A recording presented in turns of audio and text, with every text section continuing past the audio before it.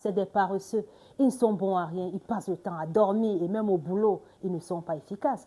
Puisqu'ils passent le temps à faire la sieste et à aller chercher de quoi grignoter. Ils sont toujours en train d'aller dans les distributeurs pour se servir de plein de petits gâteaux. C'est des gens qui ne sont pas productifs. C'est des paresseux, des flemmards. Alors, est-ce que tout ce qu'on dit comme ça des personnes en situation d'obésité, est-ce que c'est vrai? L'obésité, c'est un problème de la santé mondiale en fait. L'OMS reconnaît. Je suis allée me renseigner auprès de d'autres de mes patients qui n'ont pas de problème d'obésité, qui sont normaux, mais voilà, qui ont d'autres soucis. Je demande, qu'est-ce que vous pensez des personnes obèses? Eux, ils me disent, c'est des personnes qui mangent un peu trop de fast-food, qui abusent un peu trop de pizza. C'est des personnes qui abusent un peu à la cantine, qui mangent un peu trop. C'est des personnes qui passent le temps à dormir, la journée à dormir. Et même, j'ai demandé auprès d'autres de mes patients, mais qui sont patrons, est-ce qu'ils embaucheraient facilement une personne en surpoids, une personne qui a 200 kilos. Donc là, c'est un peu plus d'un surpoids. Une personne en obésité morbide. Et la personne me répond, ah non, ils vont passer le temps à grignoter, à dormir, et ils seront improductifs. Ils vont passer le temps à plus dormir que de faire ce qu'on leur demande. En fait, ils ne vont pas m'apporter de l'argent. Donc, s'il y a le choix entre une personne dans un poids de santé et une autre personne en situation d'obésité, je n'hésiterai pas à choisir la personne qui est dans le poids de forme. Alors, là, c'est la réponse d'un patron. Du coup, je retourne auprès de mes patients en situation d'obésité. Surtout ceux qui ont essayé plein d'autres régimes avant de venir vers moi, parce que des fois, ils ont essayé plein de choses qui les ont refoutus dans des problèmes. Le fait de faire des effets yo-yo, des fois, ils ont eu des caillots, ils ont eu des problèmes rénaux, ils ont eu plein d'autres complications, des carences, la fragilité osseuse, plein de choses. Voilà, je ne vais pas rentrer dans ces détails-là. Mais surtout, ce que je veux que vous retenez, c'est qu'ils ont essayé plein d'autres régimes, parfois même sur Internet avec des coachs. Et ils n'arrivent pas à maigrir. Malgré tout, ils sont toujours dans cette situation. Des fois, ça fait longtemps qu'ils sont dans cette situation, voire des années. Donc, on se pose la question, pourquoi ils n'arrivent pas à maigrir? Est-ce que ce que vous dites d'eux, ça a un impact sur leur manière de se comporter, sur leur manière d'être? Donc, je retourne leur poser la question. Les patients dont je rencontre, ah non, ce n'est pas pour des raisons dont vous pensez qu'ils sont en situation d'obésité. Parce que, voyez-vous, pour être en situation d'obésité, certes, pour ceux qui mangent un peu trop, dont une question de calories, ça peut affecter. Mais il y a aussi cette catégorie de personnes qui ont des troubles hormonaux, donc ça peut aussi être lié aux hormones. Il y a l'hypothyroïdie, par exemple, qui peut influencer l'état corporel ou l'influence par rapport à comment on doit manger. C'est vrai que 2 seulement ont des problèmes hormonaux. Mais dans ce monde aussi où les supermarchés ne font qu'éclore, comme on dirait des œufs, des poussins qui sortent, partout, il n'y a que ça. Les plats industriels, les plats prêts à être consommés, et même ces éléments chimiques, ou l'utilisation des pesticides, d'engrais chimiques, les OGM, où tout parfois est normalisé.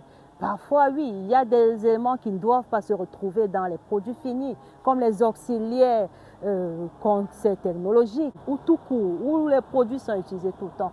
Comment les gens ne seront pas en situation d'obésité? On pourrait même croire que le fait qu'il y ait plein de supermarchés, toute cette émancipation sociale pourrait être l'objet de la prise de tour de taille de mes patients. Mais moi, en tant que spécialiste en régime de santé et en rééducation alimentaire, je me suis renseignée, j'ai essayé de comprendre pourquoi les gens, surtout en France, n'arrivent pas à perdre du poids. Pourquoi les personnes obèses, parce que je suis les gens dans le monde entier, n'arrivent pas à perdre du poids. En Martinique, en Guadeloupe, en Guyane, en Afrique et même ici, aux États-Unis, au Canada, pourquoi les gens n'arrivent pas à perdre du poids comme ils le souhaitent? J'ai pris l'exemple sur moi-même. Quand j'ai pris 20 kilos, comment j'ai fait pour perdre du poids? Oui, c'est la question dont je me suis posée. Oui, j'ai eu de la volonté et j'ai une forte motivation, mais ça venait d'où? C'est le déclic, je l'ai eu quand je me suis levée après mon accouchement, je me suis regardée dans la glace. Ce n'était pas moi. L'image dont je renvoyais, ça ne correspondait pas à l'image de moi, de Sandy Grandjean. En fait, c'était pas moi. J'ai vu une autre femme et cette femme dont je voyais dans la glace, il n'était pas question que je porte cette femme. Il fallait que je redevienne moi. Et ma seule motivation, c'était que rapidement, que je puisse me retrouver, que je puisse retrouver la femme dynamique que je suis, pleine d'énergie. Oui, parce que je me sentais tout le temps étouffée, essoufflée. J'avais mal, j'avais même des douleurs aux genoux, j'avais des douleurs au dos.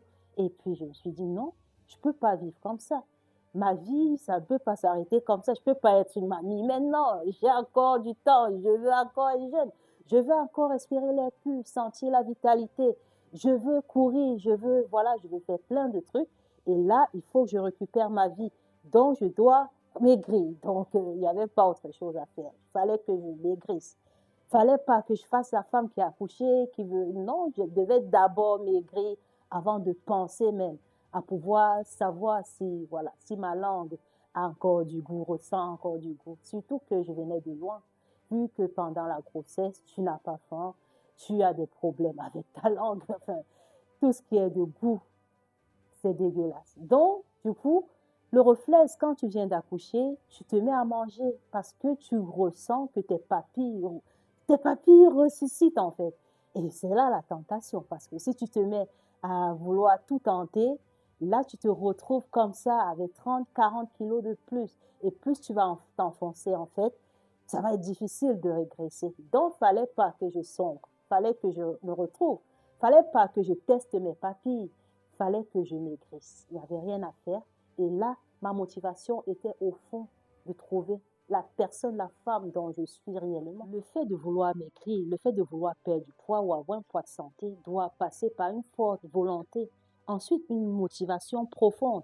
Oui, parce que c'est important. Tu peux vouloir, mais tu ne peux pas. Donc, tu luttes contre ton corps, tu culpabilises. Et plus tu culpabilises, tu t'enfonces. Donc, tu dois trouver une forte motivation, quelque chose qui te pousse à plus que rien au monde ne penser qu'à ça, ne vouloir qu'être cette personne dont tu voudras être. Je prends l'exemple, le regard des autres aussi. Hein. Pour les gens qui sont entourés et mal entourés, ça ne les aide pas.